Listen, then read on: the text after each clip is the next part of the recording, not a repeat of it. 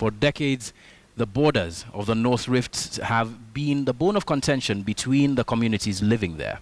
But the residents at one particular border, however, taking baby steps towards peaceful coexistence. The Pokot and the Marakwet use cultural laws to apprehend cattle rustlers pardoned by the government in 2009. The continuing disarmament program has continued to foster peace in that region. Mercy Kandia reports. As the sun hides behind the Marakwet Hills, the termite hills in Murkuto village brings forth good things. So the village, with excitement, gets out to collect the free food, termites rich in protein. You don't need to be told, it's there for everyone to see. But the story of how the Marakwets are living at peace with their neighbors, the Pokots, is a story told here so the young know and keep it going for the sake of their future. A drive to Murkuto village and you can't miss the destroyed houses, the evidence of the Murkuto massacre that saw the killings of over 50 villagers. Ndugu zetu wa Pokot walituamkia saa 11 asubuhi. Watu walikuwa wamelala.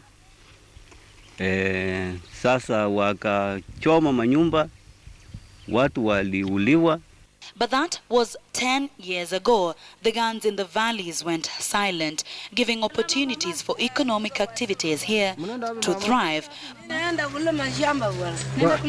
before the Pokots and the Marakwet lived together in peace, the border here was a no-go zone. Kila siku report third person, livestock stolen, third person every day.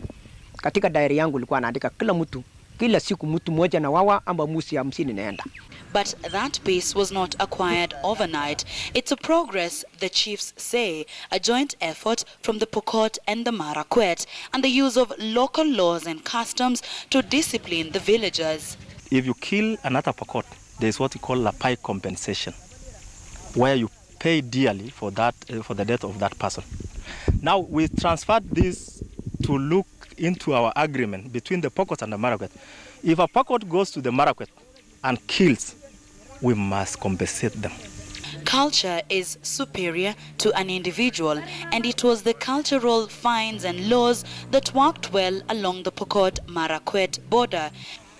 2009, a Pokot by the name Lorarum was killed in a place called Lomuge by the Marakwet of Marakwet East.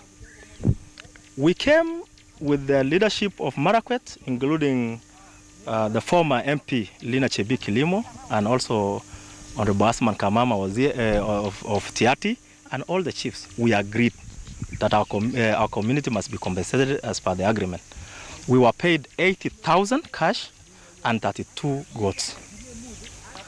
2011, a Pokot killed a Marakwet by the name Lutingro.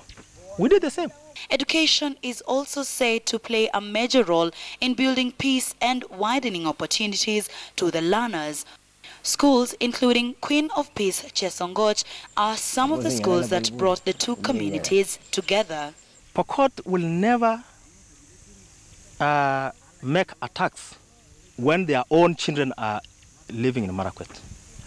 They will never even attempt to organize a raid when their own people live in the other side. When you have these learners in school, the issues of you being a Marakwet, being a Pokot, being a Luya, being a what, never arise because it's never there in our curriculum. They have learned to share the limited resources. 33 Pokot households are on the Marakwet's side. Pokot ya Baringo wamefuka ngambo pande hii, tukakubaliana na hawa. Na wase tumekubaliana wakae ngambo hii kuchunga mifuko. Tukaona wakiusia watoto wetu bunduki, watawaje shule na kwenda wapi? Vita. Tukamwambia there is no gun, itauswa kwa Marakwet. Marakwet East Member of Parliament Kangogo Bowen agrees that former MP JB Kilimo played a big role in building peace. He says his role as a leader is to pick up from where it was left. But we have put some measures so that in case there is something small, we tell the Council of Elders to sort it very fast. But it requires the leaders to be on the ground. We are normally on the ground to tell our people that that is wrong. Over 1,000 cattle rustlers have reformed so far, including Leron Koi, who was a gang leader. He now focuses on farming as his source of livelihood. So the peace blossoms over time. For those who know how far they have come from, the small steps are to be celebrated. They know how hard they have worked for it. Years back, the sound of gunshots signifying the exchange of gunfire within the valley was a normal occurrence. But over time, that has changed. What residents of Marakwet attribute to education that led to the change in mindset among the villagers. Masi Kandie, KTN, Elgeyo Marakwet County.